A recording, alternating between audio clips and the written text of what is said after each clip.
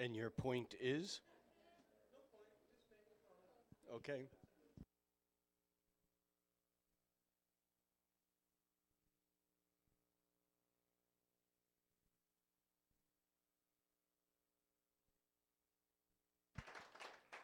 A legend in his own mind.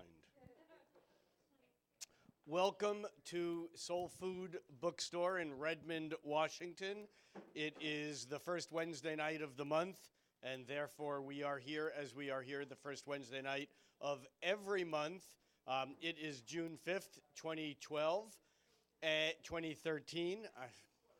I was having a flashback. And this month, I am Jeffless.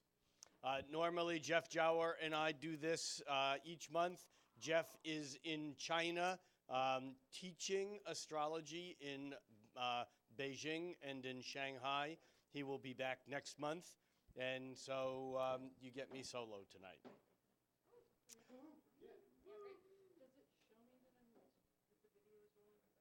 There's a red dot. If you need to, we'll start again. Hold on one second. We're using different equipment. When you actually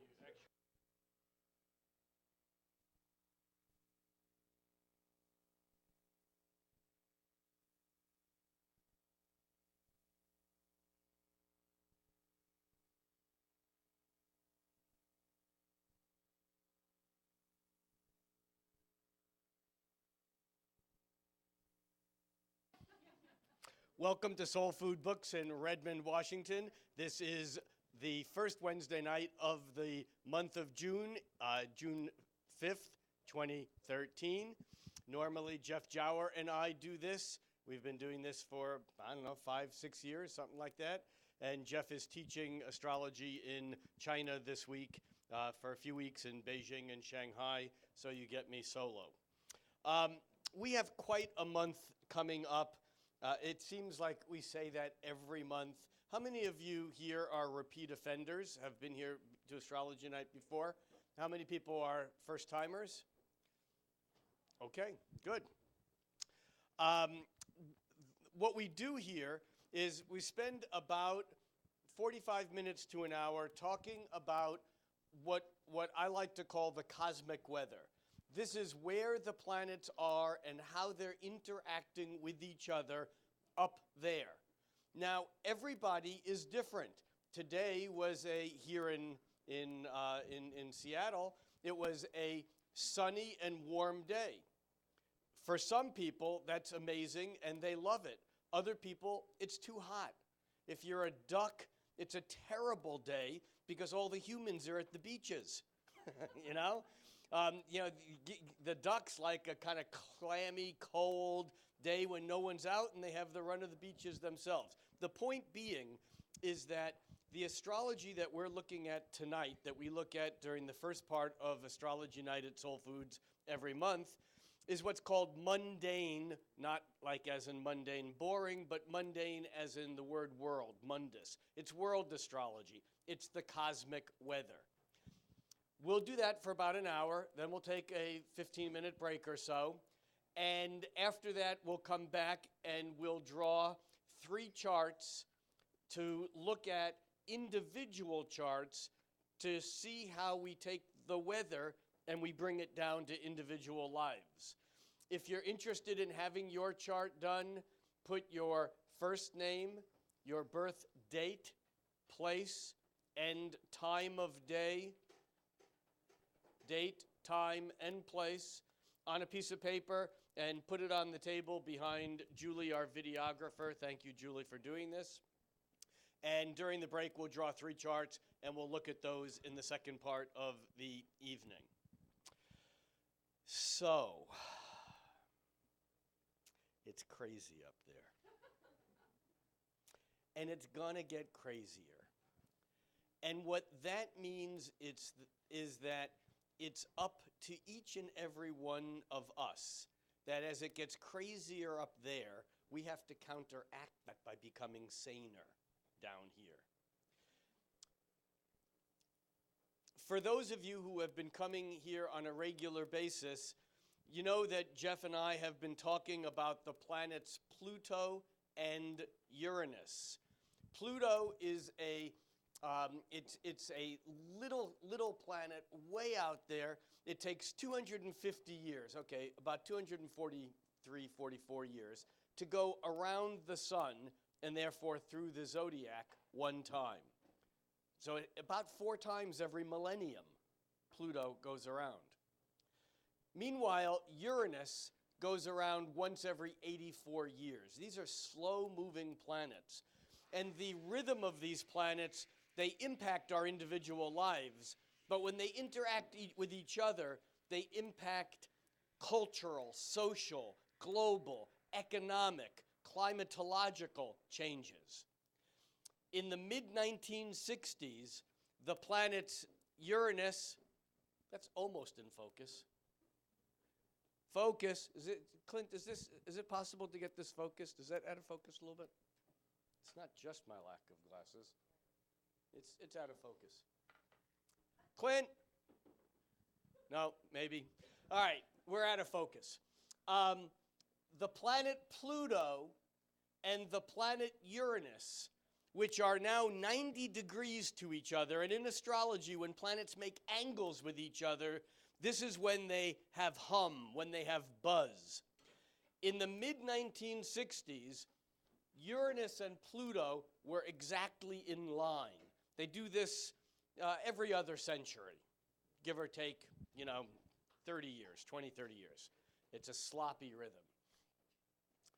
In the mid-1960s, actually 1965 and 66, Uranus and Pluto were lined up. They lined up previously back in 1860, which was the founding of such institutions as the Western Union and the state of California and the New York Times. It was a very powerful social realignment during that time, too. We're also talking Civil War and other things in that period. Now, and I said 1860, I meant 1850, and it was pre-Civil War.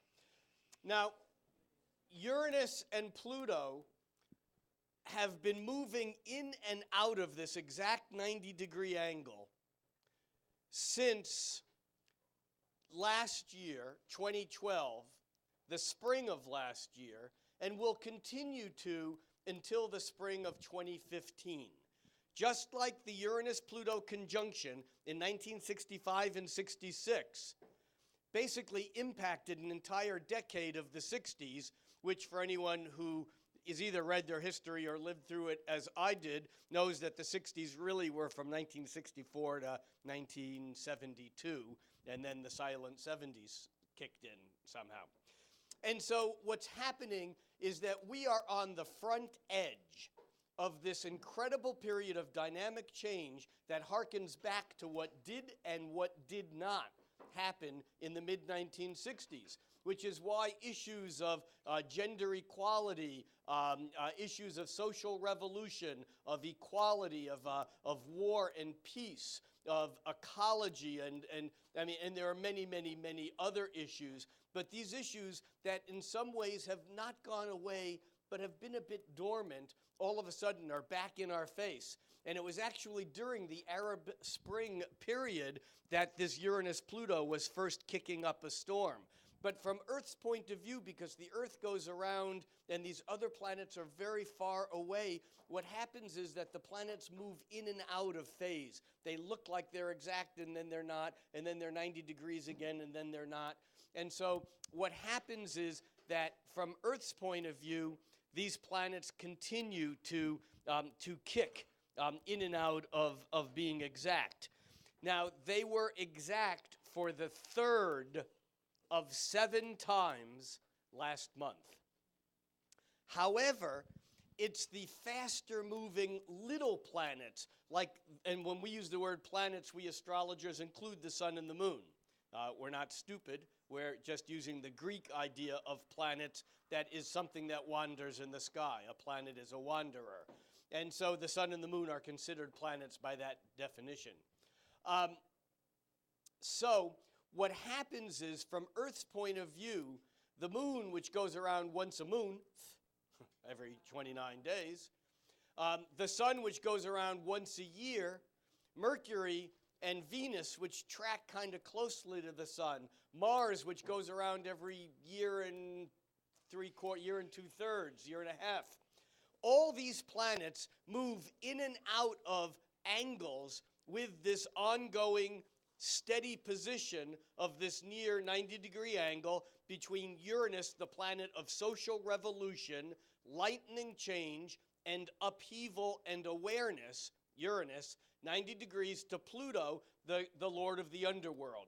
And the underworld here isn't just the hell realms, although remember, William Blake said the hell realms were a place, quote, so beautiful they would torment an angel to insanity. You see, in psychology, the hell realms are really just the unconscious. It's everything underground. So Pluto is about everything that is repressed or suppressed. Pluto is all the hidden stuff. In the 1960s, for better and for worse, all the stuff that was repressed and hidden just exploded out in this kind of crazy revolutionary bacchanalian party that may or may not have accomplished what it was intended to. But the fact of the matter is now, as Uranus and Pluto are square, there is stress or tension between these two energies, the energies of what is suppressed and hidden. The Pluto is the planet of control, of dominance, and Uranus is the planet of freedom. And so we have here Uranus and Pluto. Did we lose Clint for the evening? Are we out of focus for the evening? We never found Clint this evening. Well, he was here. I wonder if this thing does anything. Okay, let's... Yeah, it still is a bit out of focus. Focus. Okay, wait.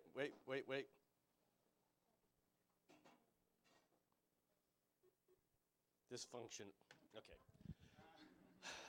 All right, so we have Pluto and Uranus at 90 degrees, and Pluto is in Capricorn, Uranus is in Aries.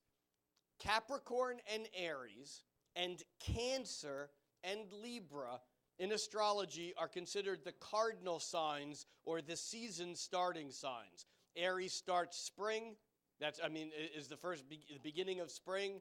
Cancer is the beginning of summer. We're coming up to that in a couple of weeks. Libra is the beginning of autumn.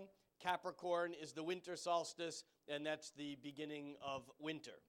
And so when any of the faster moving little planets move into cardinal or season starting signs, they move into this square and they magnify the energy. Are you with me?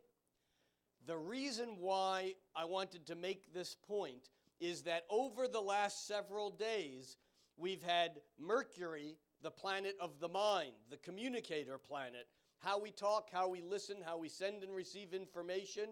Mercury, the messenger of the gods, moved into cardinal, season starting Cancer, and is moving over the next several days opposite Pluto and square Uranus. And what do we have? We have revolution once again. Every time over the last year or so and for the next few years that we get clusters of planets squaring or opposing Pluto and Uranus that are already setting up this pattern, we're going to get repeats of the bigger issues. Are you with me? We got Turkey right now in meltdown. You know, before that it was Tunisia. Before that, it was Egypt. Actually, 2 summers ago, it was the Occupy Everything that began in Madison, Wisconsin. Where is it going to be next this fall? I don't know. But I do know that we have a rhythm here that is going to continue to bubble and churn, and each time it's going to become more intense over the next couple of years. We ain't seen nothing yet. Now, Cancer, the sign of Cancer, Cancer is Latin for crab. Crabs, when they grab onto something, they don't let go. Hence the name of the disease, cancer. It grabs on, it doesn't let go like a crab. However, Cancer, which is just Latin for crab, has a very important kind of association to crab. There's a couple of things. One is that crabs live in the intertidal zone, where the tide comes up and goes down twice a day. It's the most nutrient-rich and unstable point on the planet. Nothing ever stops. You see, in astrology, every planet relates to a sign, and every sign relates to a planet. The moon is the planet that relates to Cancer. The moon is the tides. The tides are always changing. The moon is our feelings. Our feelings are always changing. Emotions are constantly in motion. Emotion. So the crab has no backbone, but instead it has a hard outer shell. The crab protects itself with an exoskeleton. And in a way, the sign of Cancer in astrology has to do with home and family and security.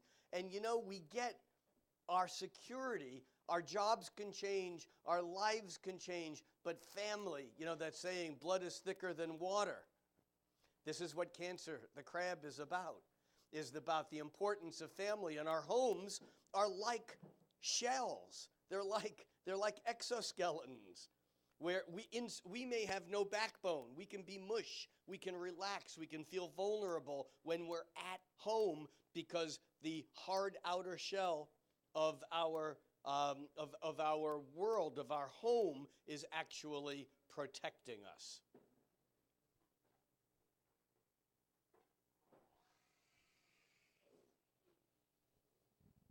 Okay, every 15 minutes we need to stop, the camera resets and go. So that was what that was about. And thank you, Julie. The other important thing about Cancer, the crab, is that most crabs have large claws that hold on to things. In fact, a crab will reach into a crevasse and it'll grab something it wants. And as it pulls, if what it has is like putting your hand in the cookie jar and you fill it with cookies and then you can't get your hand out, but you don't want to let go of the cookies. All right, a crab will lose its claw before it lets go. What that means in our lives is that Cancerian type people hold on to emotions, hold on to relationships, hold on to family history, hold on to things and don't let go. There's a loyalty, but also a tenacity and also a resistance to change because we hold on to things from the past. And even if it means losing our hand or losing a marriage or losing our heart, we still don't let go. This is a crab trait. The other trait of the crab is that the crab, because the claws are so big, crabs can't run very fast if they're going forward. So crabs, when they need to really gain speed, move sideways or backwards. If a crab wants to get somewhere fast, it turns around and goes backwards.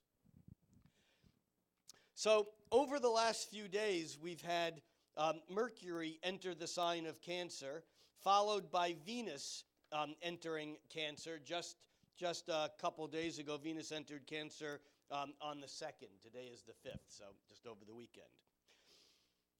Now, when a planet enters the sign of Cancer, often it brings up more sweeter, more tender, vulnerable, emotional issues. And so we may be feeling some of this as preparation for the Sun and Jupiter and Mars all moving into Cancer over the days and weeks ahead. And so we're moving into that time of year of Cancer where we just as soon lay on our back and our bellies up to the sun by the edge of the water. That's what we do in midsummer. We act like crabs. So as Mercury and Venus move into Cancer, they're both accentuating, stimulating, titillating the already present Uranus-Pluto square. And these don't actually become exact until later in the month, but they're already being set up. We're talking here, mid-month, June 12th is one of the times when Venus is exactly square and opposed these planets. We'll kind of drill down on this a little bit. But it's already, this is a chart for today, and you can see that Mercury and Venus are already right there, ready to go, so to speak, and accentuating these changes. Now, what that means is we need to look in areas of our life, of our lives, where there's dynamic pressure for change. And even though we may not be able to affect it today, remember, this is a longer-term cycle. This is a cycle that will be holding in its pattern through the spring of 2015 and even on beyond that. So there are some changes that we can just do today. As of this evening, I'm changing my toothpaste. I'm no longer going to use this brand. I'm going to use that brand.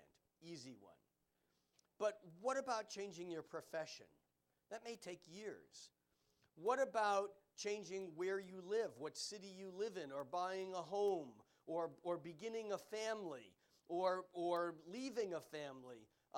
These are all things that happen in our lives, but it doesn't happen just, we can sometimes peg a date to it, but they're gradual changes that the events wash again and again and again to make something happen. And so I'm suggesting that we all look back over the last year and a half or so and think about where the pressures have been in our lives for change and how they may be back in our faces now. However, we have an extenuating circumstance now, which is good news, bad news. In astrology, everything is good news, bad news. The things that are most awesome sometimes are problematic. And the things that are the biggest pains in the asses are sometimes the things we look back at and go, wow, I'm really glad that happened and I had to fill in the blank. You with me? So, on the surface, this Uranus-Pluto square with Mercury and Venus, and then later on in the month and on through July, the Sun and Jupiter and Mars will all move through those points too. This, on the surface, is bad news because it's stress, it's tension, it's change that may not be what we expect. Not easy. On the other hand, when planets form 1/3 of a circle, like this big blue equilateral triangle, the astrological word for this is when 3 planets are in exact 120 degrees, 1/3 of a circle, 1/3 of a circle apart. We call this a grand trine. Think of it as a grand triangle.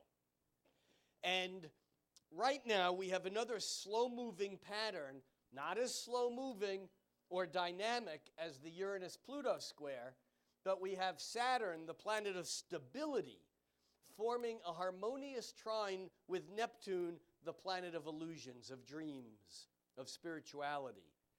Now, when the planet of real meets up with the planet of unreal in a harmonious way, this is a time when we can make our dreams come real. This is very profoundly, I was going to say exciting, but it's not, there's no excitement. It's just like, do it. The Uranus-Pluto is exciting, but too much excitement makes it so you can't sleep. Anyone been having trouble sleeping recently? I've been getting that from a lot of people. I don't know. Yeah? No? No? Okay. Yeah. Thank you for saying yes, even if it wasn't true. Okay. So, we have Saturn and Neptune that first moved into this exact trine last October. So, again, we look back at what was going on in your individual lives last late September on through the middle of October. Is there anything that you can think of that seemed like it might be getting real, things that you were trying to make happen, things that it was almost like our dreams are close and we're trying to pull them in? But then as time moved on, maybe part of it was realized, but maybe we let some of it go to go on to some other things. Well, Saturn and Neptune are now back into being trine. They're exactly trine on June 11th. Just so we're within the week, and this is a slow-moving pattern, so a week or so, or 2 or 3 on either side is important. But the pattern comes back for the third and final time on July 19th, When we're back here the first week of July, I think it's July 4th Eve, I think we're here on July 3rd next month. We will be talking a lot about this July 19th event because there are other planets that are making this grand trine. Saturn and Neptune, the planet of make it real and the planet of make it up, are both harmonizing right now with Mercury, how you talk, and Venus, what you like. And so there is a stability that is an emotional stability of feeling. It may not be in action, it's in feeling. Now, ostensibly, this is really good. Why?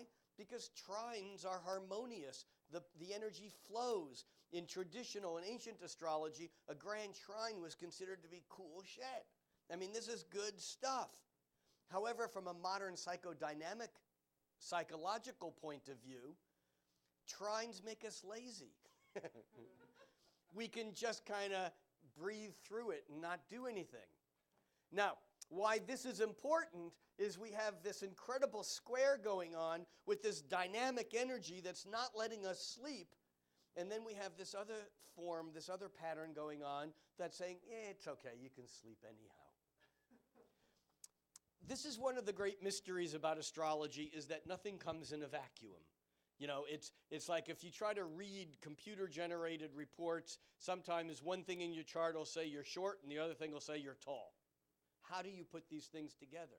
The fact is we're all amalgams. We're all mixtures of different things. And right now, we're all in some way getting the buzz of how unbalanced or imbalanced the universe or our culture, our country, economics, the situation at job, the situation in a relationship, the masculine-feminine dynamic in culture, the power and money, at the top, and then everyone else doesn't have, either power or money. These things are all the Uranus-Pluto square that are being buzzed by the faster-moving planets hitting them now.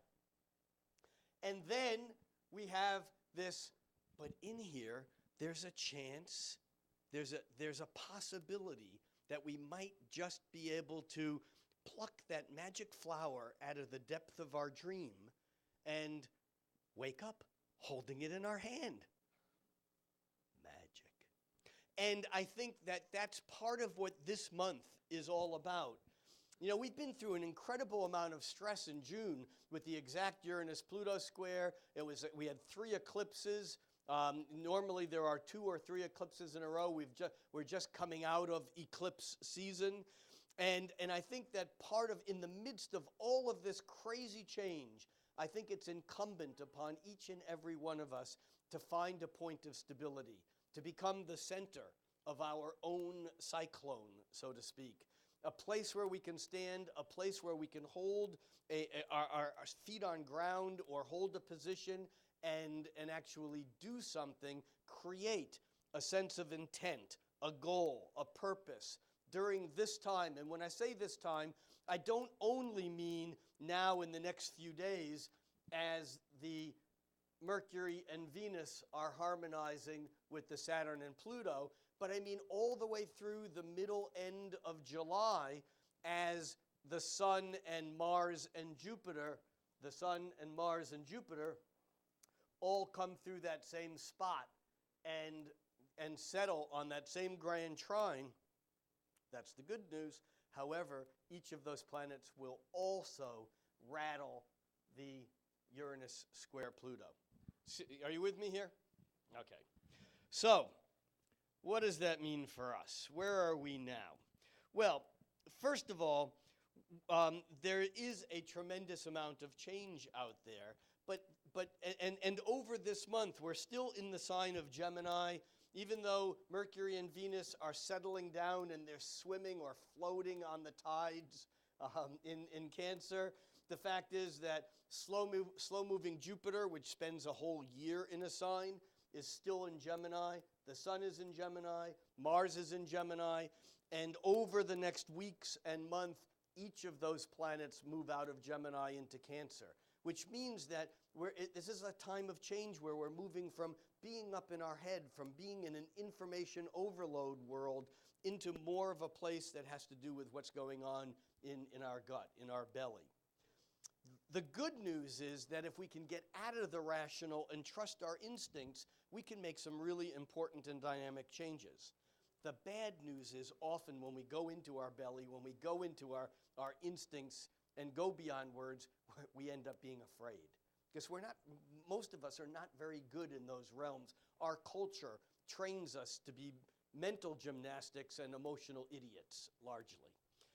Now, I'm not saying that we can't get there and we can't work with it, and in a way, this is a call to work with it. So we have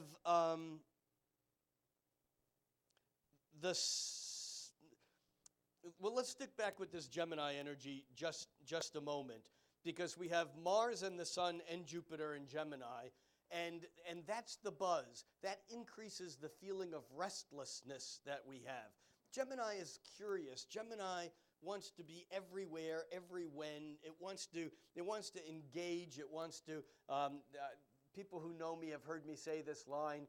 Ken Kesey, in one of his not so famous books, he wrote One Flew Over the Cuckoo's Nest and Sometimes a Great Notion. Ken Kesey wrote, one of his characters said, "I can maybe with the best of them." And it was describing like going to a group of people who were really smart.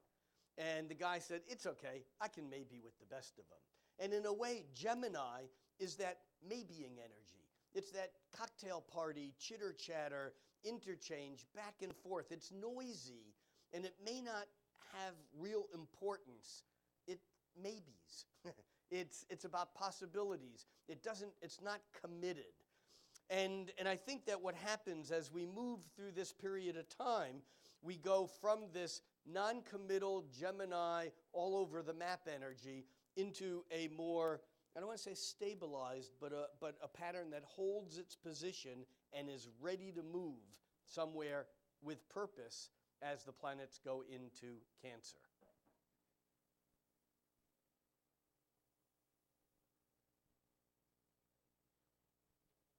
We good? Part 3. So, let's follow these planets as we move this a day at a time, and just touch on a couple of the highlights that are coming up. First of all, it is June 7th, where Venus, right down here at the bottom, makes its exact harmonious trines with Saturn and Neptune. So between the 6th and the 7th, and so that would be that's Friday? Yeah, today's the 5th. So between now and Friday, it's a really good time to sit and think about what you want and turn it into an intention, even though, because it's a trine, it might be easy not to, because you may feel like, well, for the next day or two, I have what I want. And so it's a little bit tricky, but this is a really good time to focus your intentions on things that you would like to see happen in your life. As we move, and one other thing also on the 7th is that Mars is how we do things. Mars is the warrior planet. Mars is in Gemini. Remember, Gemini's restless and curious and a bit scattered. Mars in Gemini is some of that energy that has us all a little bit, kind of hyperactive these days. And Mars on the 7th forms an exact square with Neptune, the planet of dreams. And so even though we may know what we want, that's the Venus, attraction, desire, in that harmonious pattern, with the Mars squaring Neptune, we may not know how to get it. And that's okay. You don't have to go after what it is you want. You just have to be able to discern what it is that is a good thing to move towards setting goals. So that's on the 7th. By the 8th, we come up to the new moon, and let me just get the chart for the new moon here a little bit closer. So the new moon every month is when the sun and the moon are in the same place. And so on Saturday morning here in Redmond, Washington, the moon and the sun line up in Gemini, and this is the beginning of the next cycle. The new moon is again a time of setting intentions. And so that coupled with the Venus trines just the day before, and also the pressure and the stress building on this T-square, this is a great time between now and the weekend, especially Friday, and then maybe let what you want perhaps go, but maybe around the new moon on Saturday, take 5-10 minutes, an hour, whatever, and create some sort of ritual around what it is that you would like to see in your life over the next month, over the next moon. Because at the new moon, the stating of the intention becomes significant. And that new moon in Gemini on June 8th, it's actually 9 o'clock in the morning here in Seattle. That new moon, though, is really significant because it is exactly now, the moon is exactly square to, what did I do here? Hold on. On the day of the new moon, Mercury, the planet of the mind, here we go, is exactly square to Uranus. You see how this triangle, you see, often when we look at this chart, the colors in the middle, the lines are very thin. And when they thicken up, that means that they're more exact. And without even knowing what they mean specifically, we can see that at this new moon, what's interesting is that the sun and moon itself don't have any real connections, but everything else is buzzing. We may feel a bit disjointed. We may feel like we're not connected with the rest of our lives in some odd way, but we still get to make that intention that is very important at the time of the new moon. We move on and, let's go back to moving this a day at a time. Normally I get to do this while Jeff talks. Jeff, where are you? Come back from China. No, kidding. Actually, I got an email from him. His workshops so far have gone well. He's doing well, and the air is difficult to breathe. So by June 11th, we have the exact Saturn-Neptune trine. But you see how these little planets are kind of beginning to move out of the way? Do you see how thin these lines are? And here we come to an important concept in astrology. The slow-moving planets hold their positions. This Saturn-Neptune trine is exact on the 11th, but we may feel it more the few days before when the littler planets are humming with it. By June 12th, Venus has now stepped into the place where Mercury was at the new moon, and Venus is now lined up square and opposed to the Uranus and Pluto, and I'm expecting this to be economic. Venus is often love, but Venus is anything of value and is often tied to economics.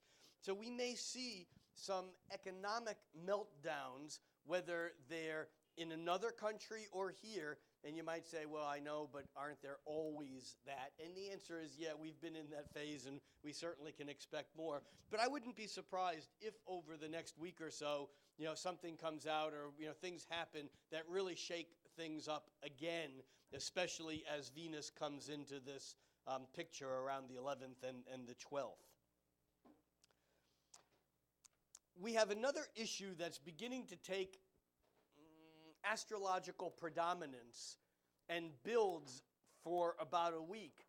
And that is the sun is moving, the sun goes around once a year, Jupiter goes around once every 12 years, which means that day by day the sun is catching up with Jupiter. And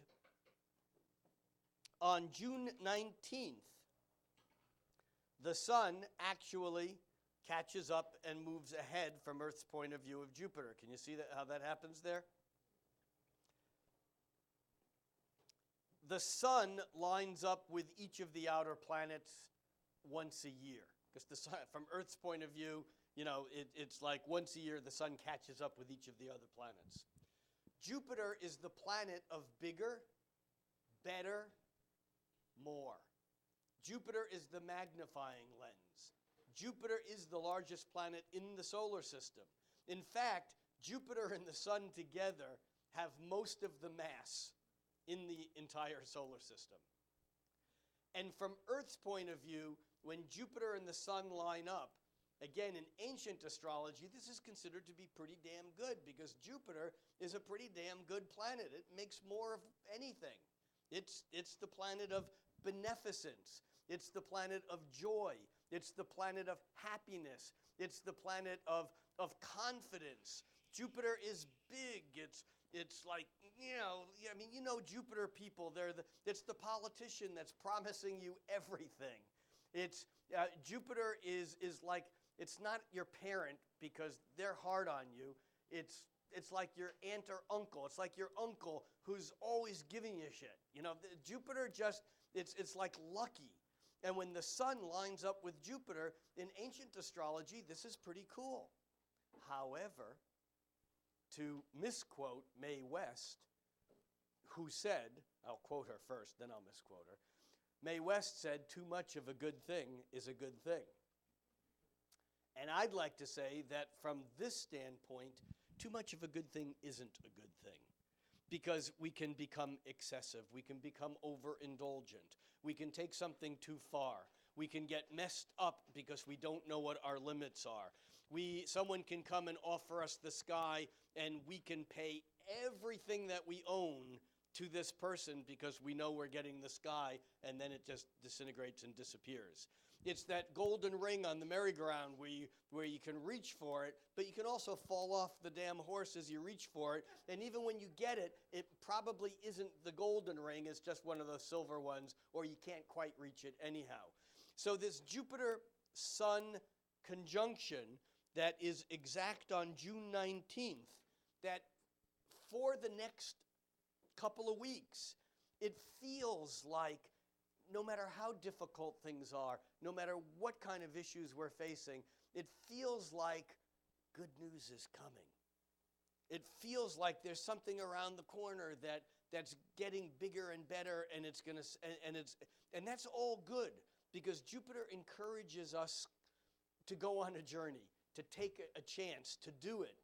And the thing to keep in mind is that it may not be what we think it is. It may not be as good as we would like it to be, but just the going on the journey then creates its own, it's like if we don't do it, we'll never have the experience. So this Sun-Jupiter basically between now and and June 19th is basically saying reach, go for it. And what's interesting is that just 2 days later, on the 20th, actually 1 day later, it's hard without Excel to know how many there are between 19 and 20. So on the 20th, actually at 10 o'clock p.m. here in Seattle, the sun moves from the sign of Gemini into the sign of Cancer. Remember, Venus and Mercury have just done that over the last few days. On the 20th, the sun moves into Cancer. We call this the summer solstice. This is the point at which the sun is the highest in the sky in the northern hemisphere at noon. It's the longest, the most daylight hours. This is the night where it doesn't get dark until some ridiculous time here in Seattle, like 9:30 or 10 o'clock or something like that. And for those of you who stay up late or get up really early, it's light again at 4 something in the morning, as opposed to the winter when it seems like it never gets light. So the sun's move into Cancer is the beginning of a new astrological month. But we've had these early warning from Mercury and Venus kind of already saying, putting our emotional feelers out there. Now, as the sun moves into Cancer on the 19th, The Cancerian energy thickens. We become more concerned with protecting our own emotional security. We may become more fearful, but at the same time, we also become more nurturing of those we love. Cancer is a water sign. Remember, we have Saturn in Scorpio, a water sign.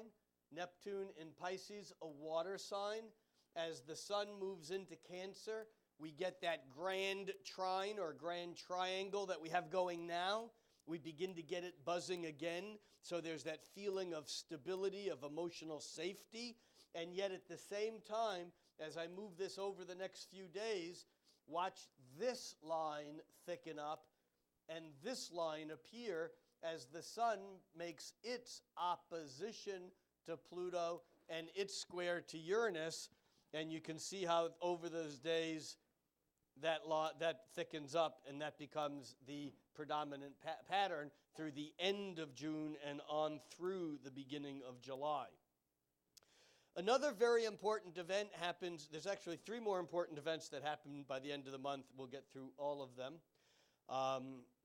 The first that I want to talk about is that Jupiter, which has been in Gemini for a year, Jupiter spends 1 year in each sign. It's in some ways it's the origin of Chinese astrology, where there's, depending on what year you were born is what sign you are. Well, it takes Jupiter 12 years to go around the sun once. And so it spends 1 year in each sign. And on June 25th, Jupiter moves from Gemini into Cancer. Now remember, we've already had Mercury and Venus move into Cancer. Then just a few days prior on the summer solstice, we have the sun moving into Cancer. Now on the 26th of June, we have heavyweight Jupiter moving into Cancer. Venus and Mercury only spend several weeks in Cancer. The sun spends an entire month, one whole moon cycle in Cancer. But Jupiter is moved into Cancer, and it stays here for a year. And as it does, and although this doesn't happen until July, we'll talk a lot more about this at the beginning of July, Jupiter, as it moves into Cancer, harmonizes with the Saturn-Neptune trine, and Jupiter, compared to the sun, just because it's a slower rhythm, is a real heavyweight. And so we can really expect some powerful stability and opportunities through July as Jupiter makes this grand trine here. And in fact, what happens is Mars begins to catch up, and in July it moves there too.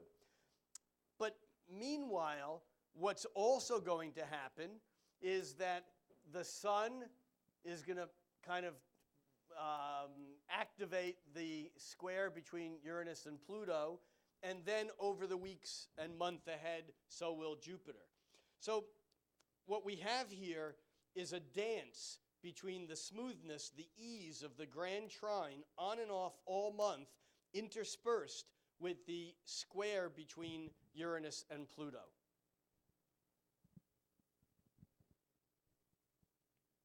Part 4. The final part. Okay, so we have Jupiter moving into Cancer, big deal. I mean, no, it really is it's a big deal. Jupiter's big. Jupiter is big deals. Jupiter's opportunities. It's Jupiter is like the possibility of something happening, but nothing will happen if you don't go for it. But if you go for it and think that that's what it is, you may end up being disappointed, because like a balloon or like anything happy, often it deflates somewhere along the process. Doesn't mean it turns into something bad. It just means that we have to be careful with Jupiter not to over-exaggerate or over-inflate. The next thing I need to talk about, two things left to talk about. One thing is on backing up to June 23rd. And again here, we need to get this exact, or roughly exact.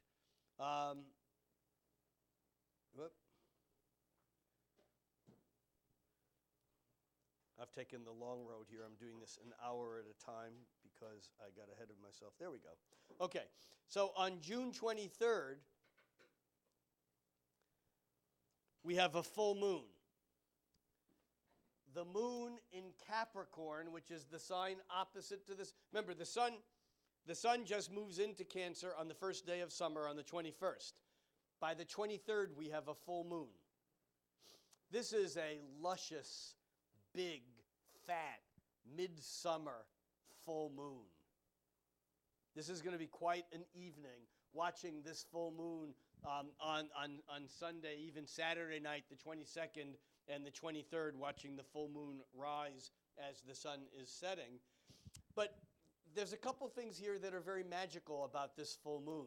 The full moon in Capricorn always reminds us, the moon in Capricorn, the moon is our feelings. Remember, the moon is like Cancer the crab. It's the tides. It's our emotions. But Capricorn is the opposite sign, and Capricorn doesn't like emotions because they're destabilizing. Capricorn is the mountain. Capricorn is structure. Capricorn is rules. Capricorn is cause and effect. And so we have here the awareness of the dilemma between, on one side, the drive to take care of our feelings and to feel safe and to be nurtured and to nurture those we love. And on the other side, we have the need to be responsible and do what we must. The two don't always land us in the same place. This full moon, though, is particularly magical because of this triangle pattern here that kind of looks like a kite. Can you see the kite? Yeah. Okay, astrologers call this pattern, you're not going to believe this, a kite. And a kite is formed when you have three planets in a grand trine, that grand triangle of stability. Here we have Saturn, the planet of real, Neptune, the planet of surreal, and the sun, the planet of consciousness or will, in this magical grand trine. And a kite happens when you have any planet opposite any one point on that grand trine. And this is a full moon. And what this does is this takes the stability and the self-contained, self-referential, emotional, because it's in water signs, pattern of that grand water trine, and it gives us a way out. Do something with it. This is a very powerful full moon, and that weekend and even on through Monday, I think that we'll be able to make things happen, especially because that moon in Capricorn over the following day lines up with Pluto and squares Uranus. Remember, it's that same pattern every time a planet, including the moon once a week, moves through a cardinal sign. The cardinal signs, Aries starting spring, Cancer starting summer, Libra starting fall, Capricorn starting winter. Whenever a planet moves through those signs for the next couple of years yet, it's going to always be rattling that Uranus-Pluto square.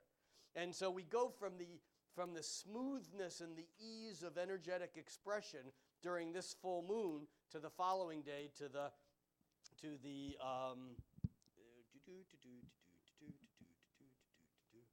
need a computer Sherpa.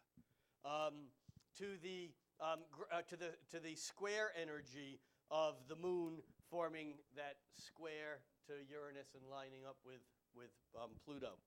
So full moon, important. Bring things to a culmination.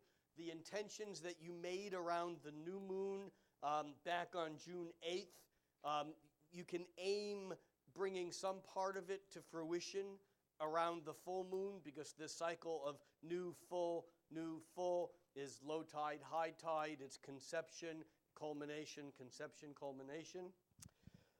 But the other thing that sneaks in here, as the sun, toward the end of the month, on the 26th, as the sun moves exactly into that grand trine, look how fat and thick that grand trine is now with the sun at the same degree, 4 or 5 degrees of water signs, Cancer, Scorpio, and Pisces. This is really yummy.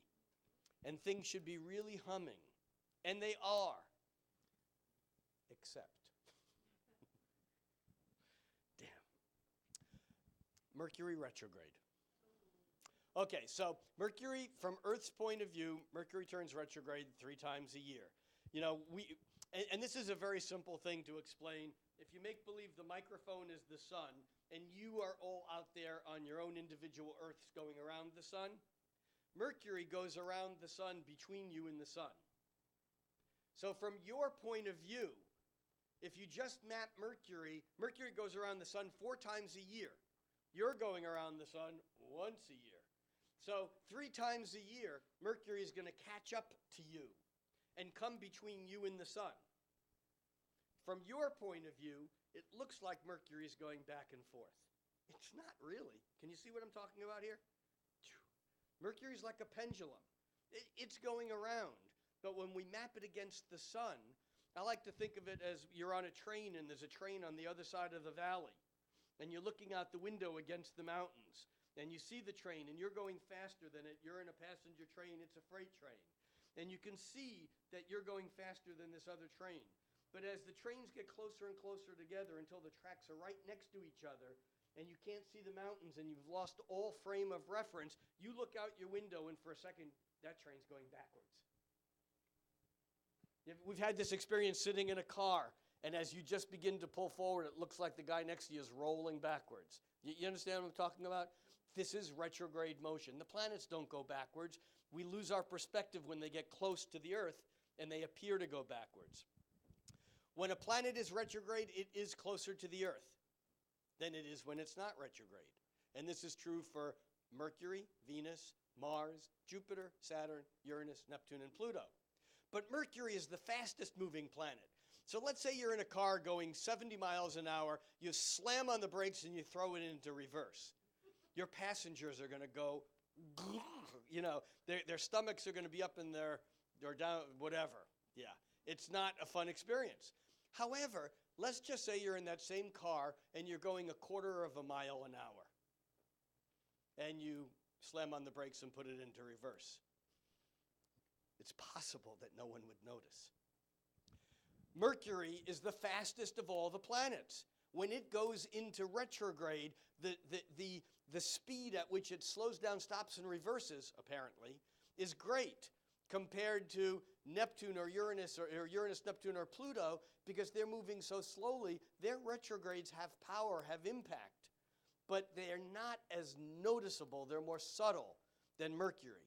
And Mercury is the information planet. It's how we talk. It's how we listen. It's how we send and receive information. Remember, Mercury has moved just this past week into Cancer, and on the 26th, it turns retrograde, which means that instead of being a week away from moving into Leo, Mercury spends another month in Cancer.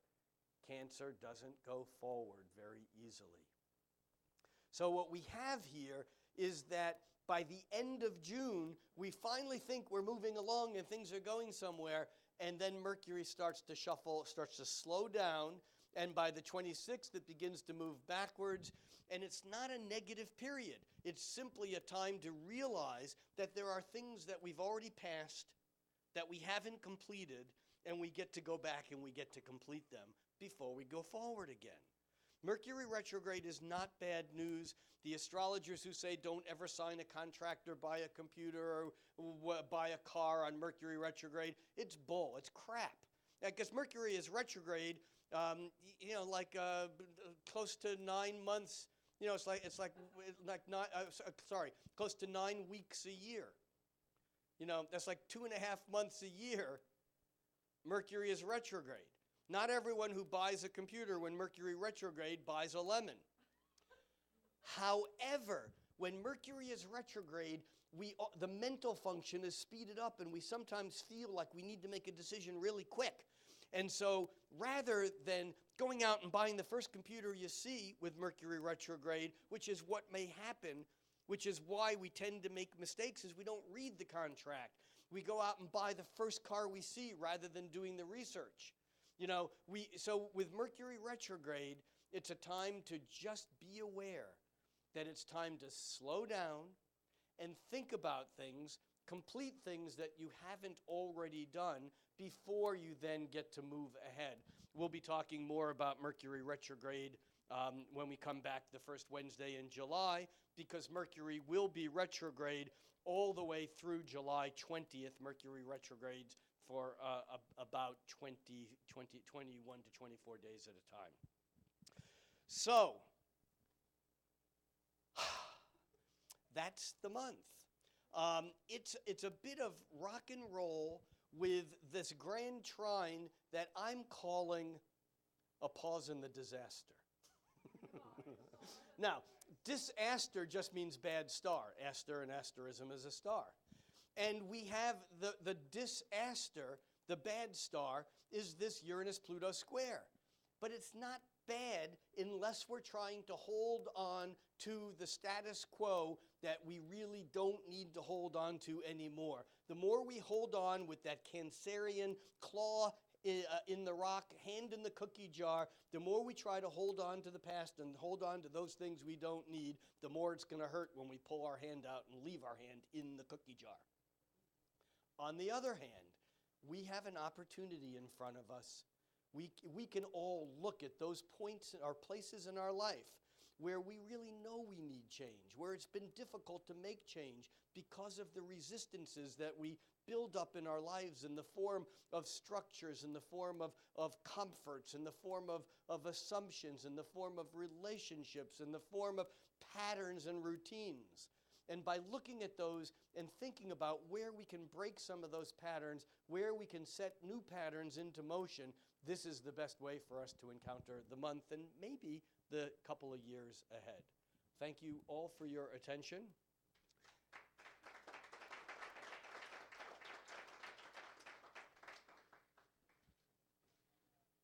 And,